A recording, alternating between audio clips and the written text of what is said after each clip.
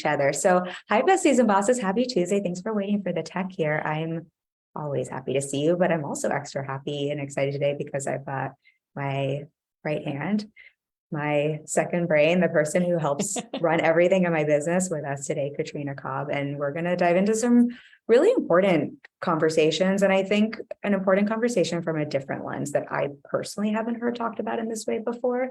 So before we dive into all of the things in our very special emotional regulation tool and strategic decision-making tool, Katrina, do you want to just introduce yourself? And for those people who don't know you, say Sure. hi, who you are. Sure.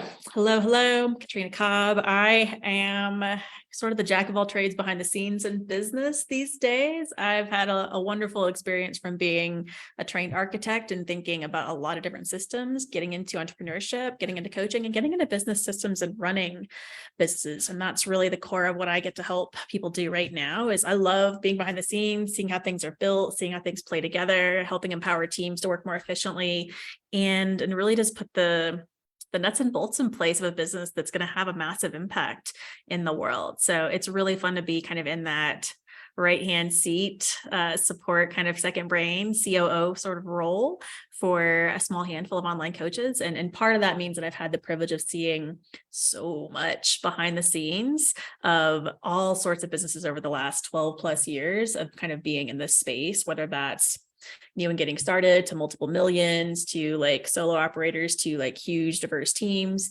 I've had a chance to see it all, and it's been fascinating, the things to learn, which I'm excited to share with you guys today. Yeah, I'm grateful for your brain in my business, and I'm grateful that we get to have some of your brain here for this conversation because you have a very good brain and we like it a lot.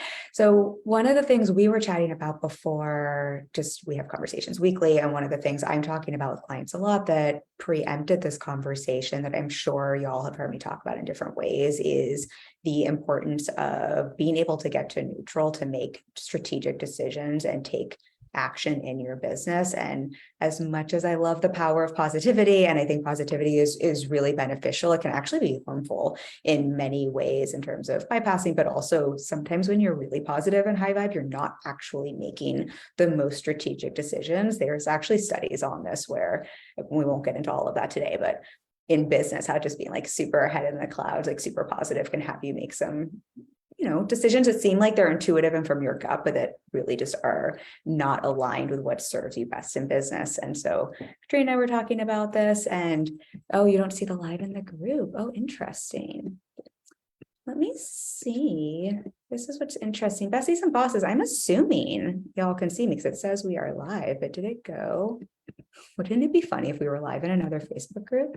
It's possible we're live somewhere beautifully on the interwebs. It's getting access to this amazing training. This is interesting. No. I see comments now. Okay. I don't know what I just clicked, but I can see it. Awesome. Tinley says, woohoo, I'm here for this. Hi, power ladies. Right. Claire says, hi, lovely ladies. Yep, we can see you and hear you. Oh, thank you so much, because we've had that before. I'm now frozen when I see this, but I'm just assuming this is still working. I probably just have too many open windows. So I'm assuming y'all, this is still working. Tinley, if you're still here, will you just let me know if we are frozen or not? But I'm not frozen with you. So we're going to keep chatting and see awesome. if this works. We'll carry on. Thank y'all. Claire says, aha, no, you're in the right group. Okay. I think we're okay. You're all good. Perfect. So I'm just frozen on my side. So that is fine. Thank you, ladies, so much. So positivity, amazing. And neutrality when it comes to business, a neutral mindset is just everything in terms of feeling regulated, but also being able to make the decisions that make you money and that allow you to keep money. And a tool I often share with clients, or something we work through, is being able to dissect and look at what's the story your brain is telling you, what are the emotions, what are the feelings, and what are the facts, and really being able to separate those out. We get room to process emotions, we've got room to process stories, but the facts are really what we want to be able to run our business off of, which leads us to what we'll unveil. Katrina, I'll let you take it from here a little bit, but what is the tool we're talking about that really helps with that emotional regulation? The tool is this sexy, once you get to know it, little tool called data in your business. And so that goes by a lot of different names. It could be metrics, it could be knowing your numbers, it could be, data tracking, reports, dashboards, like all the things under the umbrella of really having an easy way to understand the black and white of what's working in your business, what's happening in your business, what's happening to people, to your money, to your marketing, to your sales, to your customers, to your team, to your time, like all of that is measurable. And that's the beautiful thing about this online space is when done with intention and when done by somebody who knows kind of how to look at things holistically and how to build things in a way that's going to matter to your business, data is such an empowering tool.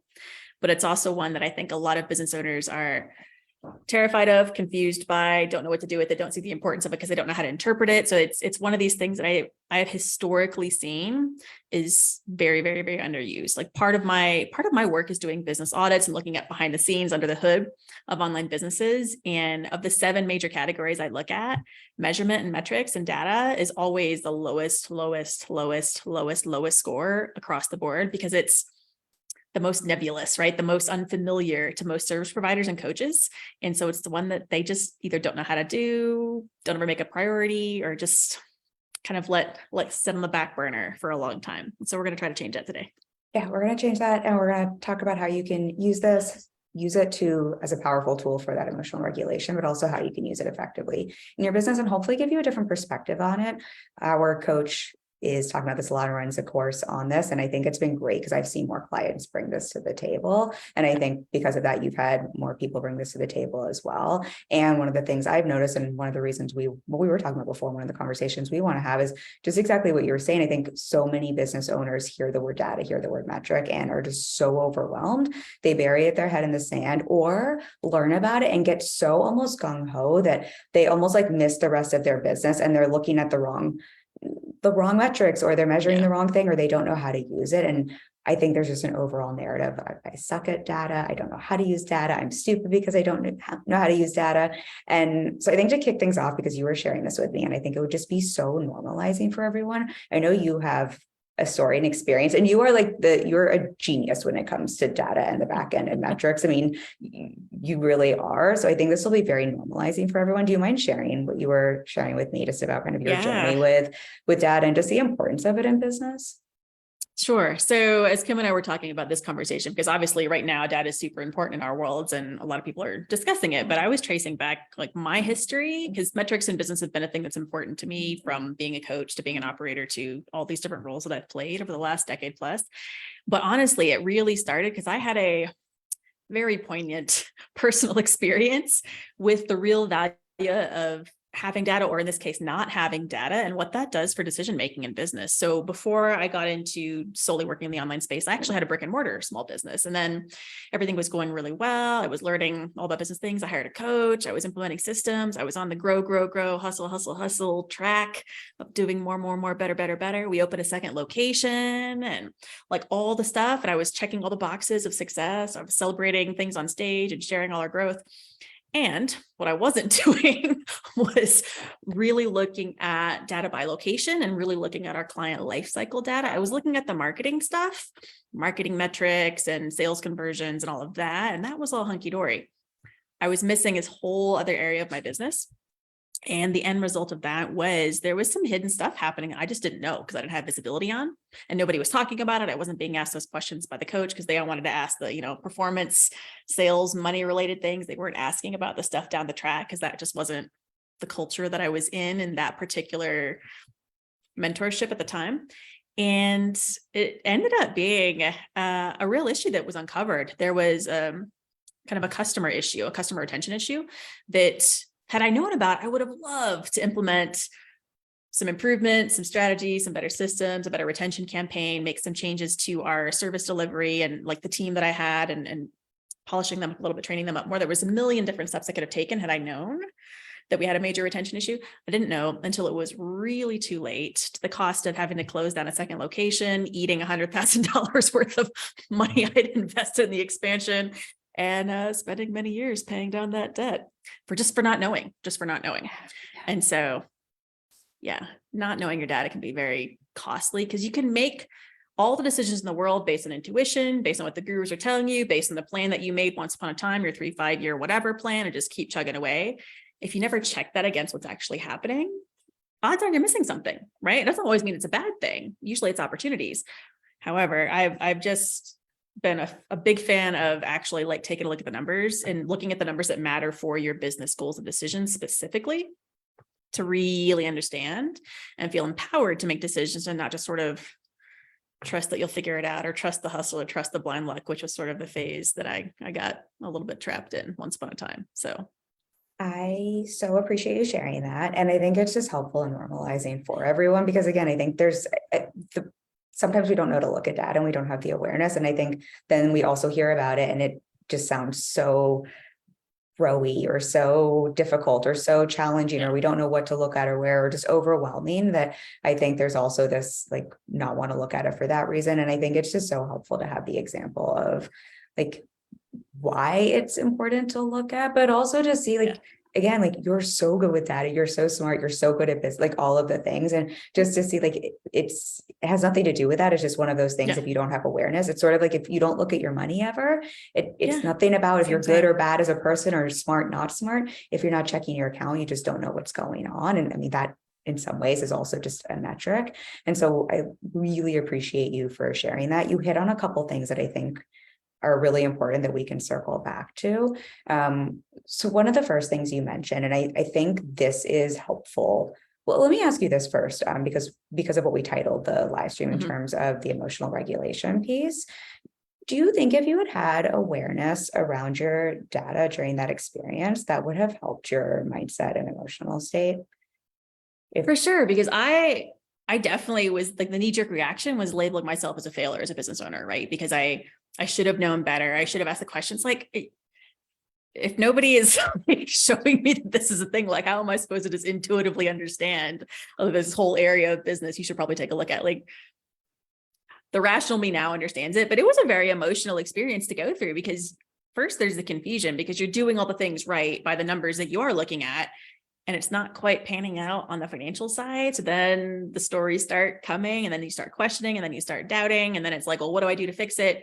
Everything that I was looking at to fix it wasn't related to the actual problem. Because again, I wasn't looking behind the right door, if that makes sense. So it would have made a big difference in the way I felt at that time because it was stressful. Like nobody wants to, overachievers don't like to fail. They don't like to see things not going the way they're supposed to, especially if you've been celebrated for all your success. Like, oh, and then there was people involved, clients, team, like all the stuff. So I felt like the emotional weight of everybody involved in my business at the time, that then that one area wasn't sustainable. So it would have definitely empowered me to make one, different decisions, but also two, to have a different story at the time for how I wanted to handle it and what it meant to have gone down that path. I think that's, we have comments, I'll read them in a second, but I think that's huge because I'm thinking this is such a silly example, but it just pops to mind when you were saying that. When I did like a birthday or holiday giveaway for a free coaching session and I put it out and like no comments were on there. And my brain, like our brains just immediately want to go to our favorite shitty story. It's not like our brains when we're like, go to like the most empowering story. And this is like this like in terms of impact on my business means pretty much nothing. But my story is like, people don't want to work with me. People don't like, I just wanted to go to those stories. And this is so basic. It's not even a great metric or the best example, but I was able to look at, oh, the post reach on this is 4 people.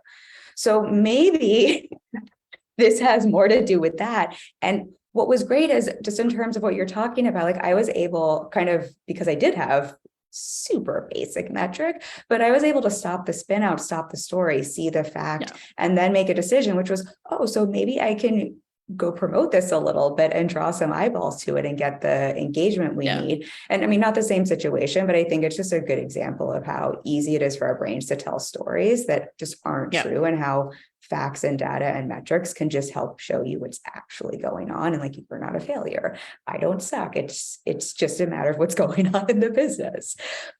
Yep.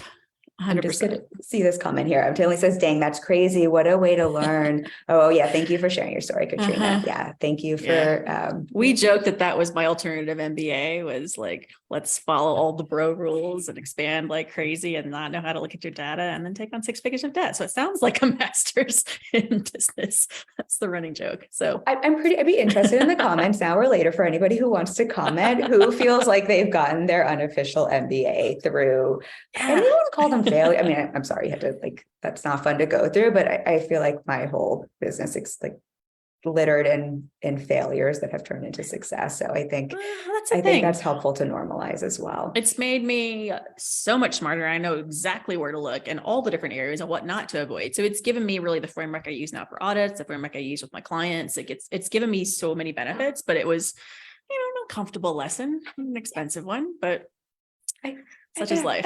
Yeah. I have my share of those, so we won't make that all about this today, but I feel like you on that, but appreciate you sharing them. A couple other things you were bringing up when you're sharing that I think would be helpful as well. So one of the things we were talking about, and that I think you were mentioning is, okay, so if we are talking about data right now, and this is something that is, I think it's always been a thing in business. This is not a new thing, but I think people in our space are just talking about this a little bit more. Why do you think it's challenging for business owners? Like, why is this the kind of thing where it's like, great, if data is a thing that gives me emotional regulation, it helps me make strategic decisions and gives me all the things I want in business, why are we not all running in the direction of leveraging this?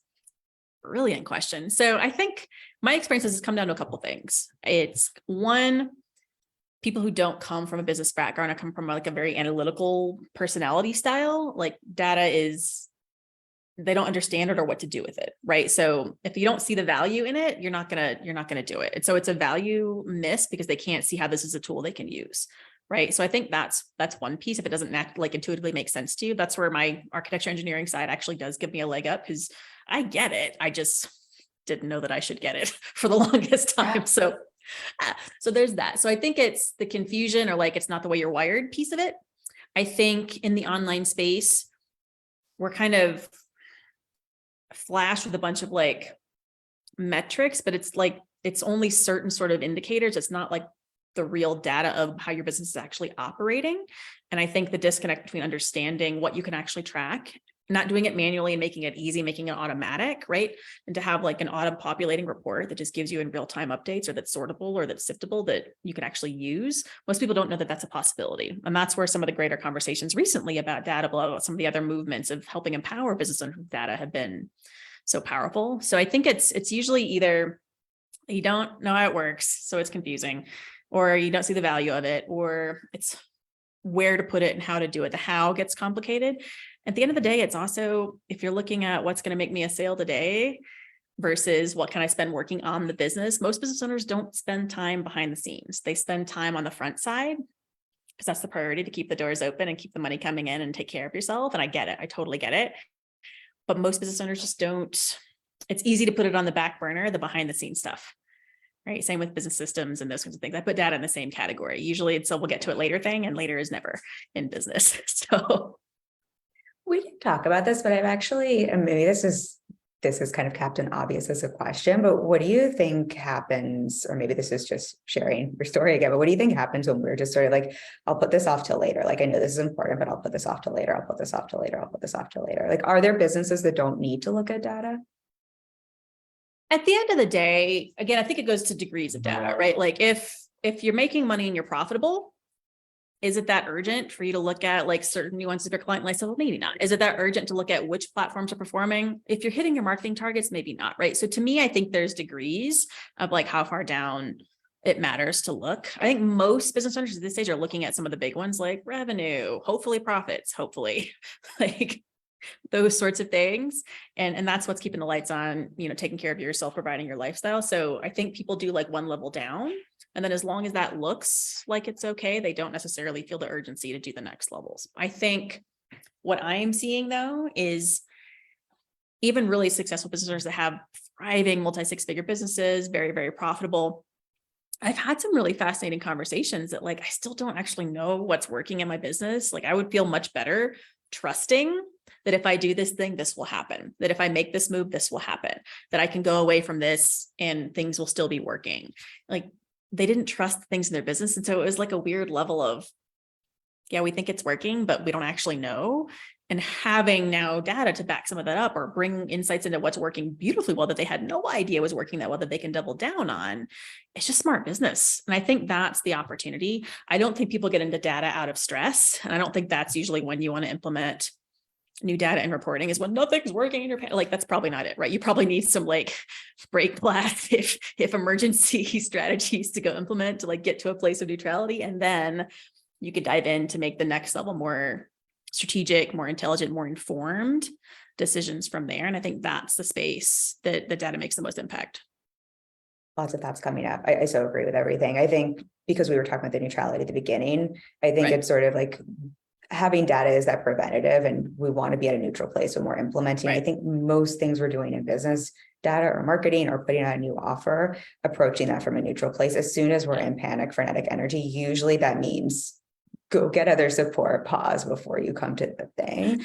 And I do think, just to pick up on the beginning of our conversation, when you have it, then it can act as a tool to help you keep getting back to neutral, because it can keep you from spinning out on those You can stories. reframe the stories. You Yeah, can, and it just can so ground into what's actual versus what you feel. Because with the brain, when it's not working, it's all got to burn it. Yeah. But really, it's actually just this one really, little piece that yes. you need to, And I think just to bring that back for everyone, just so everyone's hearing that in a way where it's like, I think that's where this becomes a really powerful tool. It's exactly that. You're like, yeah, your brain is telling you this and everything is just fine, or it's one thing to change.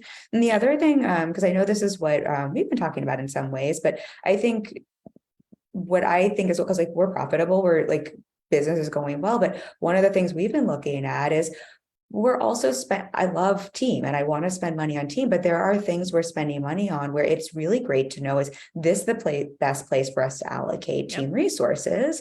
Or is this not what's driving in the most in our business? Like maybe there's another place to use this like awesome resource we have. And so I think there's this other way where it's not only about putting out fires, it's also about like, how can we like, obviously grow, but also like, what are the levers that are going to increase profitability, which I think you're so great at reminding me about sometimes, because I'm good at helping other people with this, but I get into creative brain and I get into like, I'm just like, but I want to do this fun thing. So like, I think it can be I want to make a change because it feels exciting. And what does the metrics tell us that we should or should not do to change that is our back and forth, for those of you guys wondering how that goes. Yeah. So just so everyone knows, I can help other people with this, but like, I think it's also just like a helpful normalization that like, it's just helpful to have an outside lens, I think, with these things as well. Because we just, if you're the person in the business and you're a creative human, you just want to do all the things. That actually, okay, I want to be mindful of how we're doing on time. I'm going to check questions, but I've got so many other questions here. Y'all let us know if you have specific questions as well. We're talking through this, but one of the things that was coming up that we talked about, and kind of as I'm talking through like creative brain, all the things we want to do, I'm trying to see which way I want to go with this. How do you think data and intuition play together? I think that's a really fun dance for me, because I think in business, we have sparks of inspiration. We have these intuitive hits of something that's going to feel aligned, or something exciting you want to do, or an offer you want to put out, or a different strategy, or a different way to put a piece of content together, or a message to share. Right? We have all these things in this space, and I think it's brilliant. So I look at how intuition and data play together in kind of two ways. One is in like the examples of, hey, I want to switch around my content. I really feel like this is going to do better than an audio, like a video is going to perform better than this, or a carousel is going to perform better than that. Like I want to switch our whole content plan and like update the team SOPs and like do the things. I'm like, okay, cool. Do we have data that the other thing is not performing? And if we do, okay, let's make a change. And then let's track it and see if the new one does better, so that we can validate your intuitive move and say, yes, this was actually a brilliant change for your audience. It's working for your people, because that's where I think the data needs to be really personalized. There's no rules on the internet.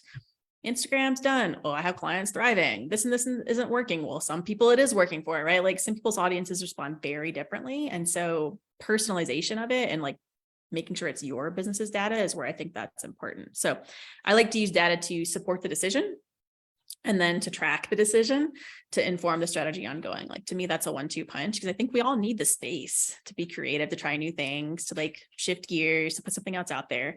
And we can back ourselves up with confidence by looking at the overall objective and what are we going to measure in terms of how do we know if this is the right move for us. I think that's something just using the Instagram example, I think that's something we've done in our business a lot. Like we've made changes on Instagram, and I tell clients this a lot, like you don't use other businesses' data as a metric to make your own decisions in your business, because I think that's what happens in our space a lot. We see what so-and-so who's super successful, who's making money is doing. And we're like, what are they doing on Instagram? What is their thing doing? And then we think if we mimic that, we're going to get the same results. And one of the decisions we made with my Instagram was looking at, well, like Instagram said, says do all of these, or Instagram says, but like the gurus say do all of these things. Our data, my business shows, my audience shows that basically none of that actually makes sense. And we've implemented some things that like are not at all what makes sense on Instagram, but seem to work for us. And then the data is nice to give us that information. So I think it can be helpful too in that way. And with the interesting thing that comes up for me with the data intuition, I don't know if this will make sense. You have to tell me what you think about this, but I think sometimes as someone who I'm very left brain, right brain, like I love the like practical stuff, but I'm ex-actress, like creative, feeling human, and like intuitive. But I think data can be a nice confirmation for me as well. And if I get data that is in contrast to an intuitive hit, I think it's also nice for me then to see like, oh, is this just like one of 1,000 ideas that like isn't even that important, that like, great, the data is saying don't do that, or data says don't do this, but I still want to fight for it. Then I know it's like maybe one of 1,000 ideas that I actually want to run with. So I think it can almost be like, that's not actually how you use data, but I think it can be a nice litmus test as well for, you're always having intuitive hits. Is this one you actually need to run with? Does that make sense at all?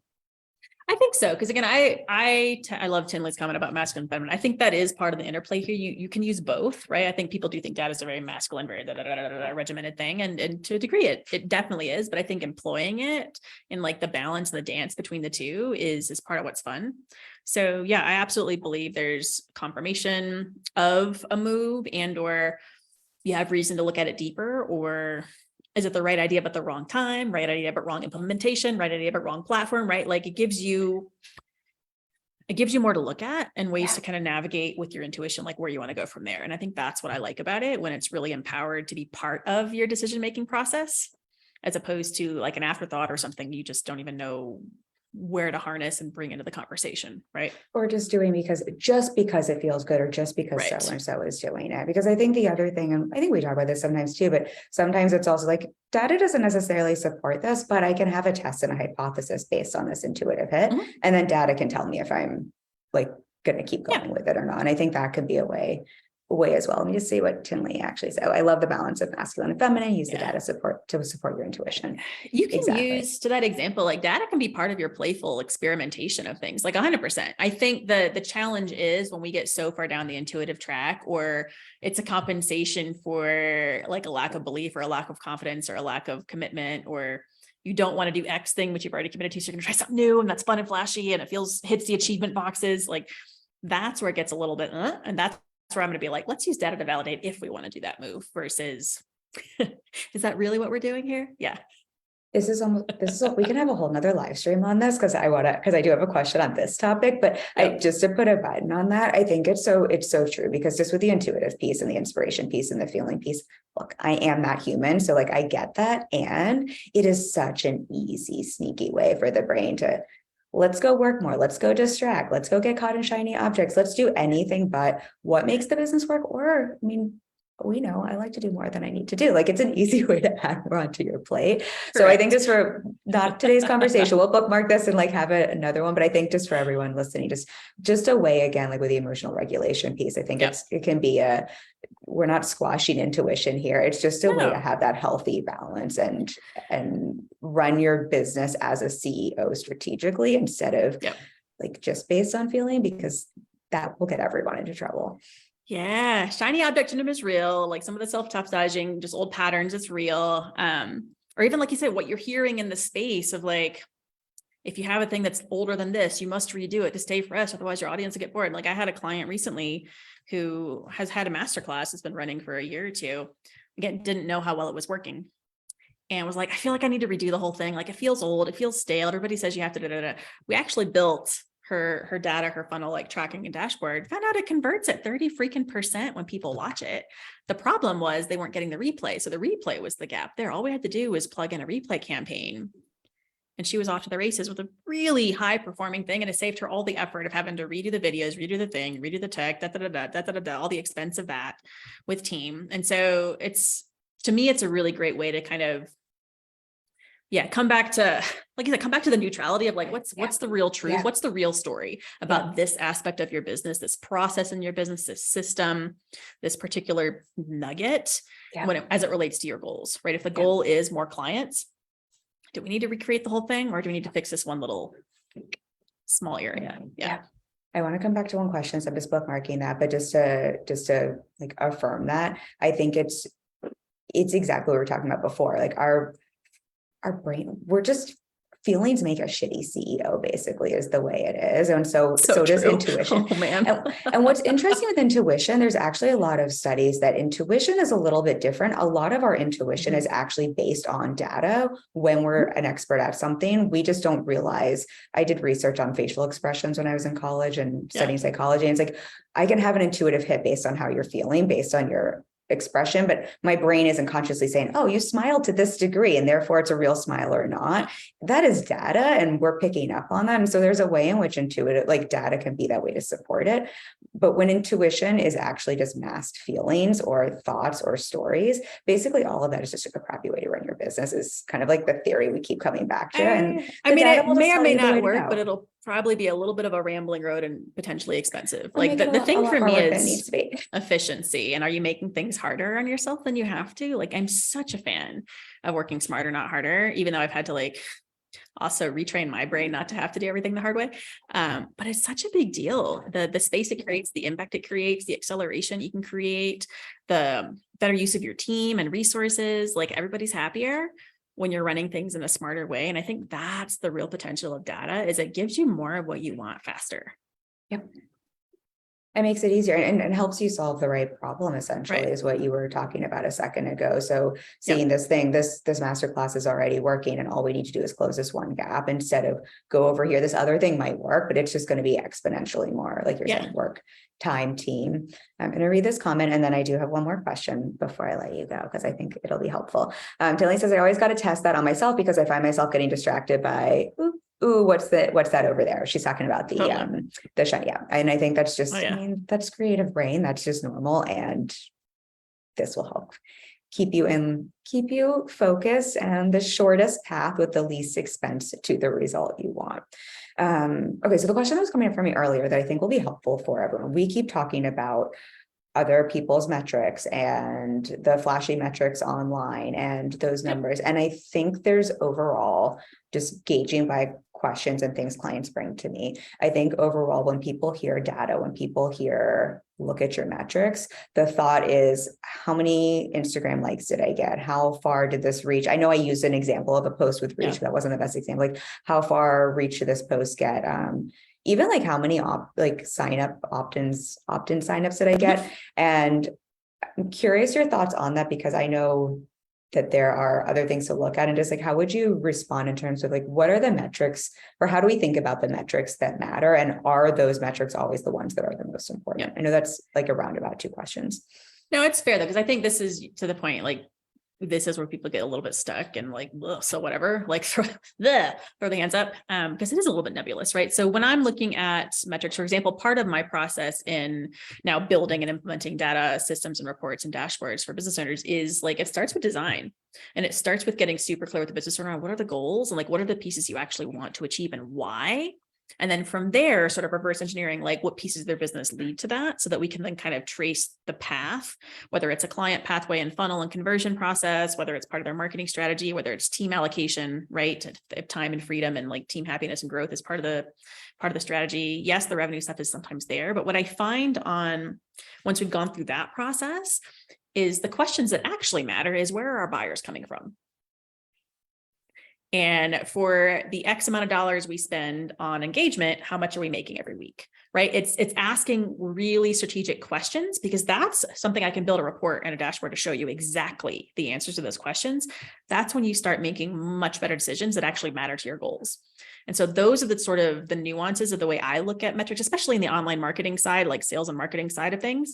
It's answering the questions that matter to the owner in a much different way. So the way you frame the question even is really going to inform how we build a report and a dashboard and what we're tracking, because it's a very different thing than just saying like, am I getting engagement on Instagram? Should I stay on Instagram? Like, well, or I'm not getting engagement on Instagram, I'm doing something wrong. And I think to what you're saying is, I always think like, what's the goal in business? But I think it's taking what you're saying is almost taking it a step further, which is first and foremost, like, where is the business? Like, where are clients? Where is profitability coming from? Yes. And, like, and like, it kind of means you need to have some idea of your customer journey as well. So you can track those metrics there.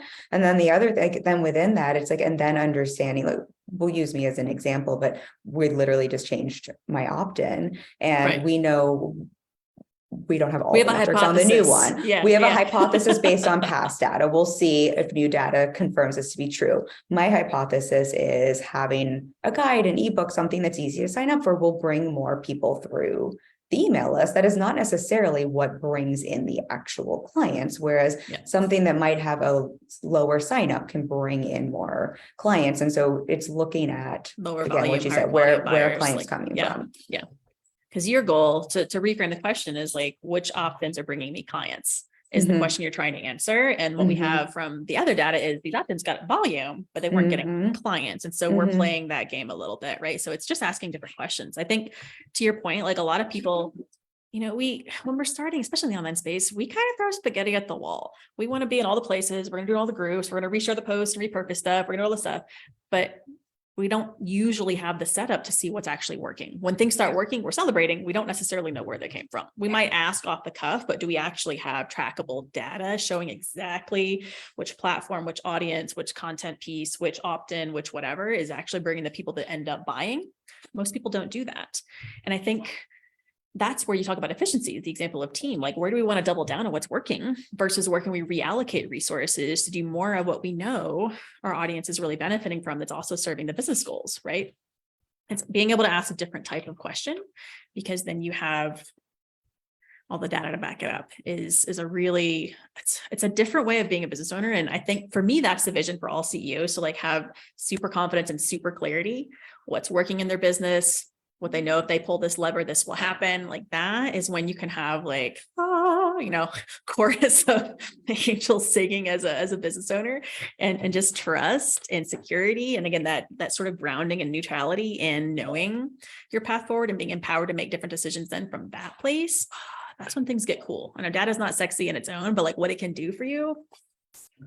That's pretty sexy. Pretty fabulous. Yeah, it's pretty fabulous. And just because we titled this the emotional regulation tool, like I think in that way, like that's really sexy too. And there is something very sexy when these are the things that work. And I just take action here. I just spend money here. We just focus here. And that brings in results in my business.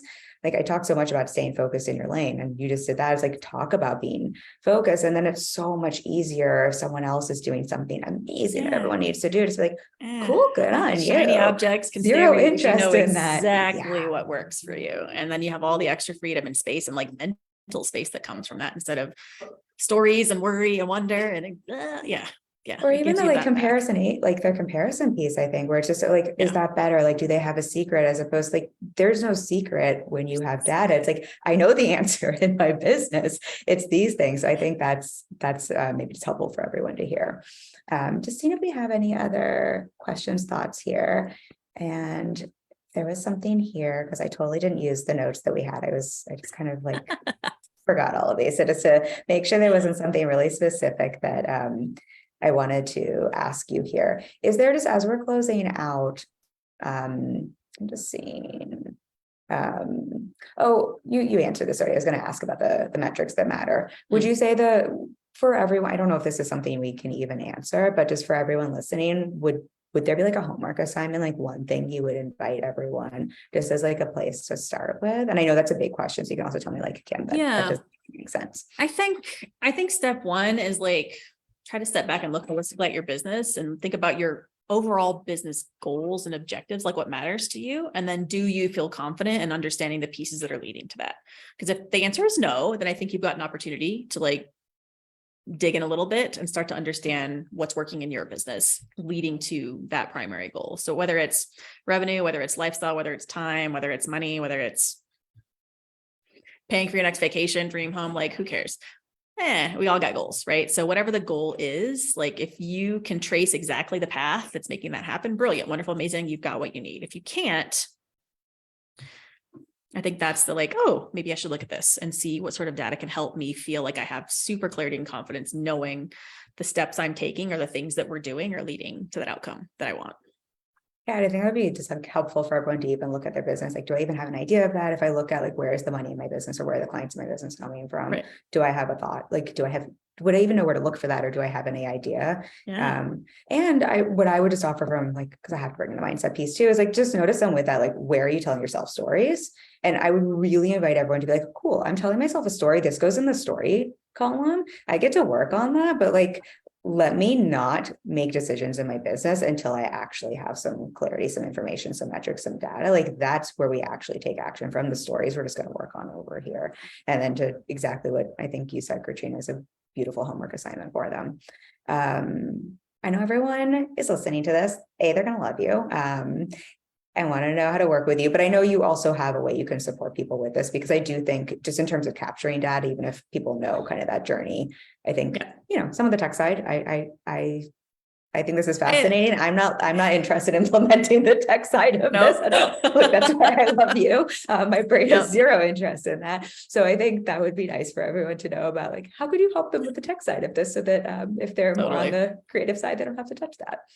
Super fair. So I'll drop a link here below our video because building like a one-time data architect package build out is a new service that I've added this year just because of the need for this, and also having some great new resources in the space and just more conversations around the awareness. Because I'm pretty full in terms of ongoing clientele, but intensive sort of work. I've got team capacity and some new team members and some great technical support that can help us do all of this for you. So part of it is the strategy, like the design, and then part of it's the build implementation, and then building SOPs, and then showing you dashboards of what the numbers mean. Like, so I handle the bookend sort of that, and like me and my team are building the middle piece of it, because it's technical, it's a little bit tedious to put some codes and make a bunch of link iterations and then write SOPs. Like most business owners I know don't love. I want the data. I want the information. I want the like neutrality, but and I would do it if I didn't have, I would sit right down and, I don't know if this stage, if I would have the time, but maybe on a weekend I'd crank it out, because I'm like to torture myself in that way. But I think I think it's just so helpful to have someone who also knows how to implement those. And I think the other piece, just for everyone, I'm singing your praises, but I think you have the team who knows how to implement. I think it's the tech part, but I think it's also having someone who knows how to look at it with you. Like everything we were talking about here, like metrics mean nothing, literally are useless if you don't know how to look at them. And if your brain is just creating story around them, or if you're looking at the wrong if you're metrics. Looking at the ones that don't matter for your business, right? Like I think that connecting business goals to then dashboards and reports that actually inform those and how to use them, like that's where, my experience from architecture all the way through entrepreneurship and my lovely history of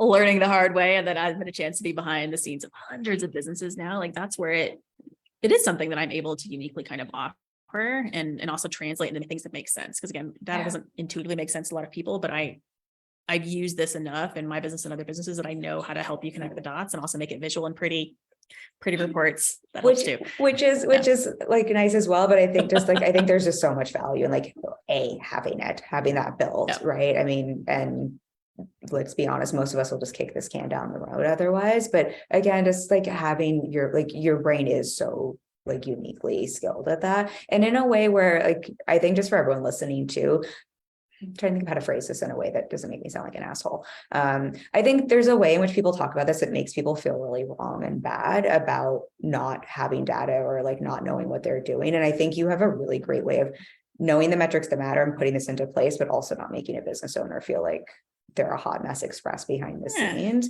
And so just for, just in case y'all jump on this, because they will be gone. I'm just seeing the comments here. Tilly says we love you, Katrina. Yes, we love Katrina. I love Katrina. Do you have anything else you want to share about the offer, or just with everyone before we let them go? I will just reframe. This is all stuff you can learn. So if you're an earlier stage business, it may make more sense for you to kind of dive in and do some basics, and happy to talk through what that looks like too, and to refer you to some lovely courses that we know in the space that teach it really, really well. I think there comes a point in business where you are at the place where outsourcing is just the fastest way forward. And so if that's kind of where you're at, then that's worth a conversation. The only other thing that I'll note on the data point, because it's relevant this year in 2023, is some people had some basic Google Analytics tracking installed from forever ago, or when they built their website, or when they first did XYZ thing, that's disappearing as of July 2023. So anybody who's had some data is going to lose all of that this summer, unless they switch gears to the new Google Analytics 4 tracking code and or some of these new ways of looking at data and reporting. So just an FYI to double check, and that's just public service announcement. Like if you've got tracking code and it's old and it wasn't created recently, it's going to disappear as of July. So FYI on that note. I think that's very helpful. I did not know that. So this is just good things to know. And I think that's just for everyone. It's like all things in business. This is learnable. Sales are learnable. Marketing is learnable. Totally. Data is something learnable. And there are stages in business where it does make sense, I think, to even like implement some things yourself. And again, if you're at a further stage, I think especially I think if you're at a further stage in business, this is just something that's very supportive, even if there's no fires to put out, for the profitability, for the decision-making abilities. Yeah. So, and then if you hear whatever you just said about the code on the back of the Google, if your brain does what my brain does, which is like, what? Then it's also just nice to have someone help you with it. Have somebody take a look. Yeah. Beautiful. Anything else you want to share with everyone? No, again, I've dropped some links to either look at my full service package and our book and inquiry call, where we can just kind of chat through where you're at in business and what would be important to measure. And are you measuring anything right now? And what does that look like? Yeah, happy to chat. I've got some limited spots for calls and some limited spots for actual builds. But if this is speaking your language and you're like, oh, something you said, like not knowing this, wondering about that, just jumping and guessing here, like I would love to not do that anymore. Yeah, very, very happy to be a resource and chat with you guys further about that. Beautiful. And Tinley says, which is, that's good to know. Thank you for informing us. So, and I see all the links there. So beautiful. Everyone who is the right fit for that, jump on that. Katrina, thank you for sharing your wisdom, giving us all your time. And I appreciate you so much. I'm grateful that I get your brain in my business. Always. And y'all, thank you for being here. Thanks for hanging with us. If you have questions for me or Katrina, if you want to drop them in the comments, if you're watching the replay, and you can just tag either one of us so that we can both make sure we see them. And we were in the right group. So that's exciting. I'll pin this to the top and I will see you all next week. Bye. And let's see. I think if I end here, it won't end up for us. Let's see. It still says we're live though. That's so weird. Oh no, the recording stopped. I didn't end the live. Oh, good. There we go.